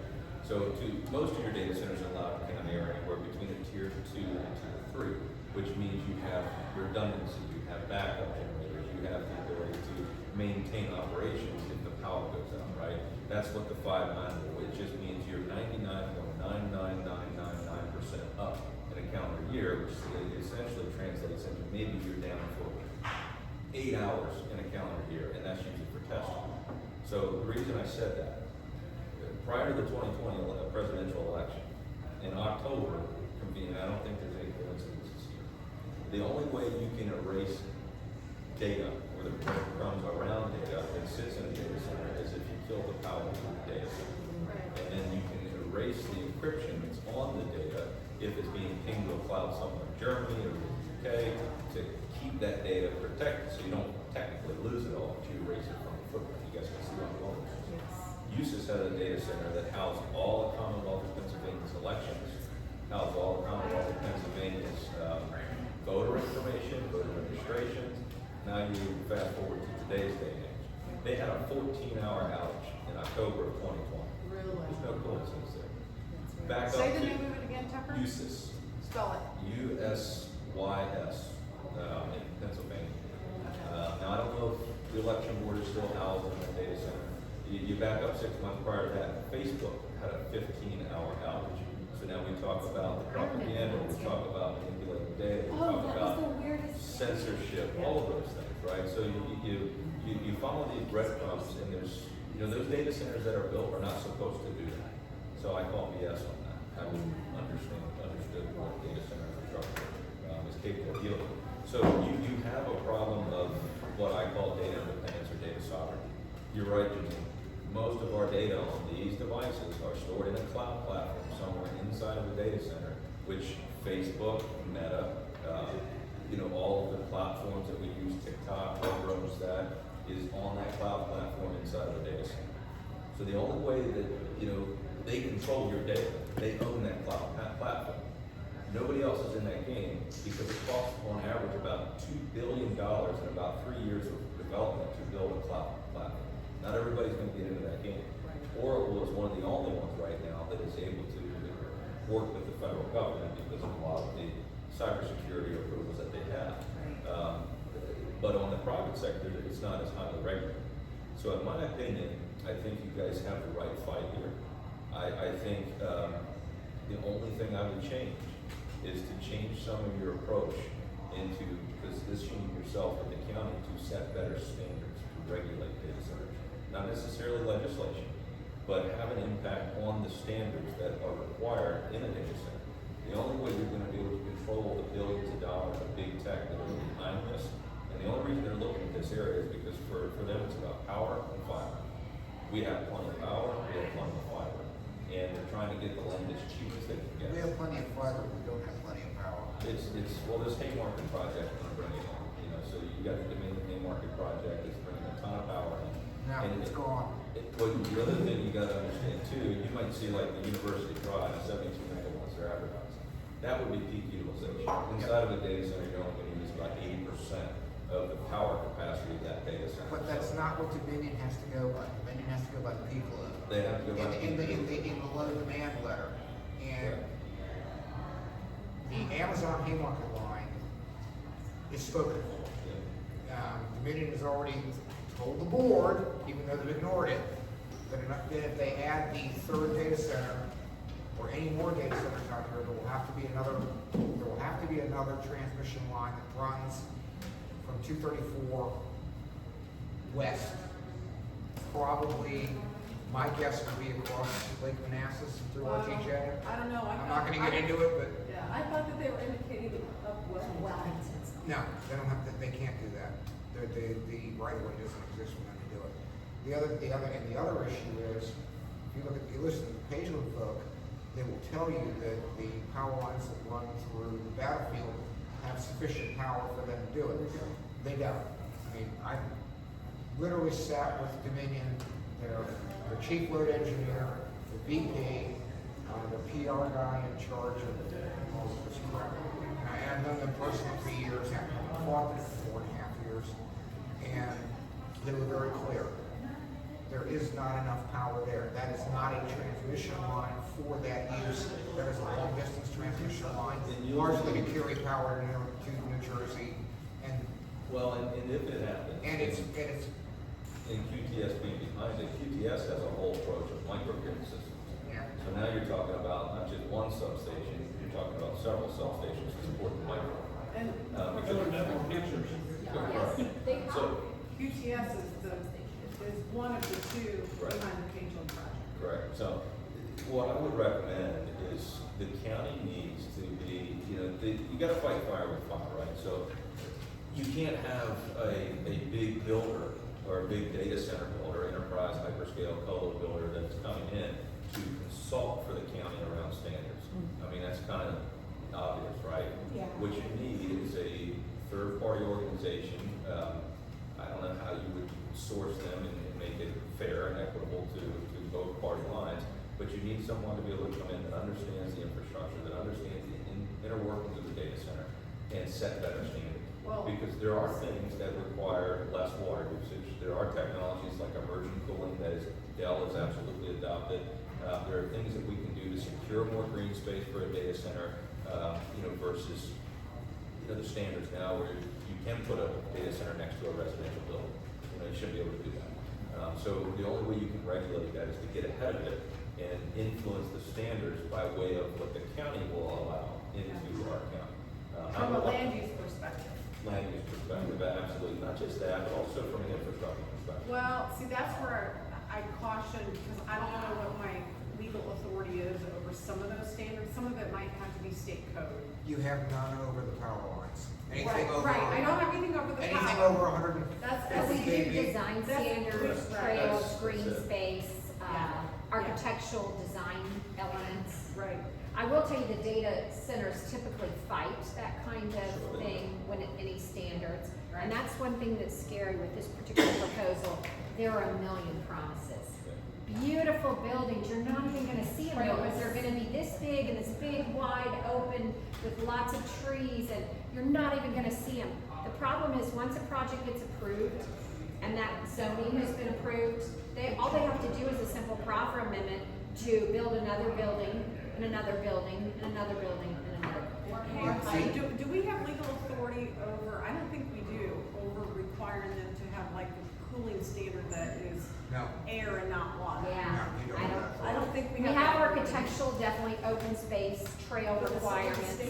But like to me, all of those things are fine in compatible areas. Yes. But when you're talking about rural space, there is nothing that can mitigate the impact of this type of building. No matter how green and amazing the industry may be, it's just not going to mitigate. And in the development area, the overlay, the FAR is 1.0.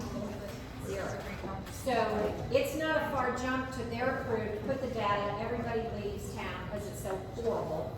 The data comes right in and it says, we want, you everywhere else in the overlay, you're giving 1 FAR, we want it to.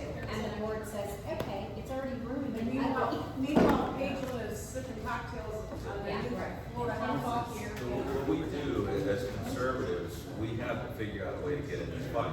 Because back to the data independence, the data sovereignty, they're going to continue to run that game. And they're at the top tier with that because we all depend on those things.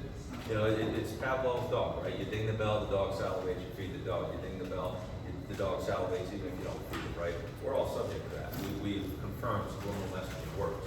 So you take statistics around these smartphones and you look and say, okay, I've had this smartphone for the last 10 years. Average user spends about 6 hours a day on Facebook or some sort of social media platform. Okay, so 365 days a year, you're up around 2,000 or 2,000 hours a year. If you do that for 10 years, that's 20,000 hours.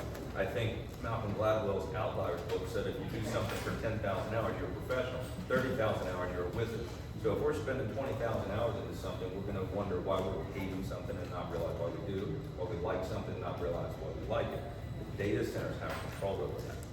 Or should I say the end users behind the data centers have control over that. So we as conservatives have to figure out a way to get into that fight. I think the way to get into that fight is to control the standards, start to control the standards and start to influence like you're doing by them with the county to keep everyone in that M1 zone and make sure those M1 zone properties are in an area that meets standards that are conducive to data center infrastructure. I also think, like PG County did a while back with the MGM, you couldn't bid on that project unless you had a business within a 14.5-mile radius of where the project was being built. I'm not opposed to doing something like that in this county. Now you're stimulating local economy, you're stimulating local trades and contractors to learn data center construction if it is built in those areas. So there are ways that we can do it. Interesting, because I used to work for FedEx for a very long time. They put a FedEx office inside of the MGM.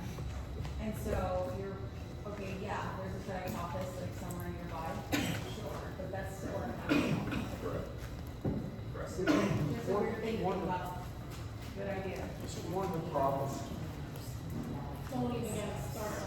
one of the things that you left out of the equation, and completely understandable, is that Virginia, like most other states, and above and beyond local government issues, I'll leave it at that. There is a level of corruption at the General Assembly level that plays into this. What you have to bear in mind is it's still a little state. And Janine, the rest of the board members only have those powers that are explicitly granted unto them and no other. And one of the big problems with land use, and you're not seeing this just in Prince William, in fact, you've got a current situation going on in Gulf here right now with data centers, is that no matter how you approach, it doesn't matter if you factor in whether or not it's a good idea to build a data center in X location, and you can put it next to an elementary school, for all you know. It's probably a bad example. But at the end of the day, if the county approves the data center,